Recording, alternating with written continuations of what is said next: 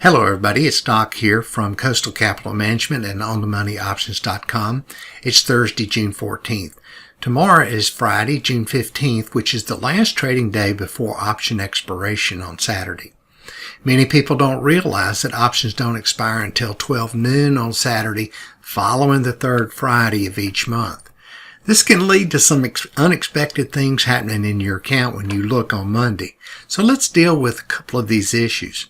First of all, the option expiration cycle feels more like the lunar calendar than our actual calendar.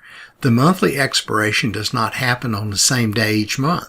This can lead to unexpected expirations in your account. Stock options expire on Saturday following the third Friday of each month. I trade upwards of 20,000 contracts a month, so I'm looking at this every day. If you're a non-professional options trader, the expiration cycle can sneak up on you, particularly if the first of the month falls on a Friday. June is a good example. June 1st was a Friday, so tomorrow is the third Friday of the month, and options will expire Saturday the 16th.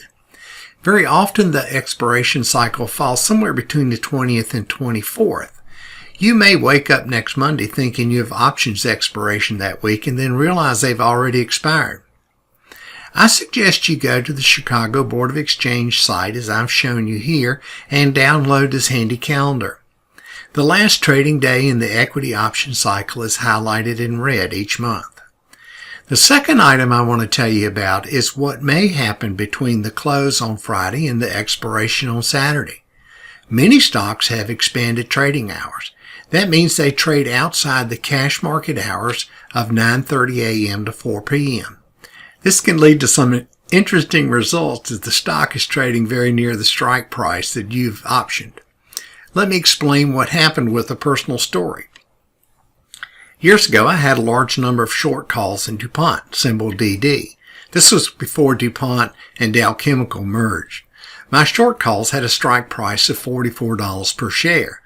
Late Friday before expiration, the stock was trading at about $43.95. I watched the cash market close on DuPont just under my strike price, and I thought the options were going to expire worthless. Well, DuPont traded after hours, and I think some piece of news came out, and the stock drifted up to like $44.05. The call was now in the money, and no way to trade it. I came into my office on Monday morning, opened my book, and noticed that I was now short $220,000 of DuPont stock. Not exactly what you want to see on a Monday after a nice weekend. Once I recovered my composure, I figured out what happened, bought the stock to cover at the open. It turned out okay because I still had long calls that could cover. But what a surprise! There are two lessons here. First, be sure you know when the last trading day is before option expiration. And second, if you have a stock trading very close to your strike price, just be sure to close the position before the market closes on Friday.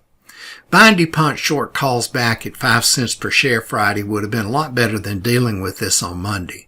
So good luck with the June option expiration cycle. Friday's the last day to trade. And as I always say, trade smart and stay hedged.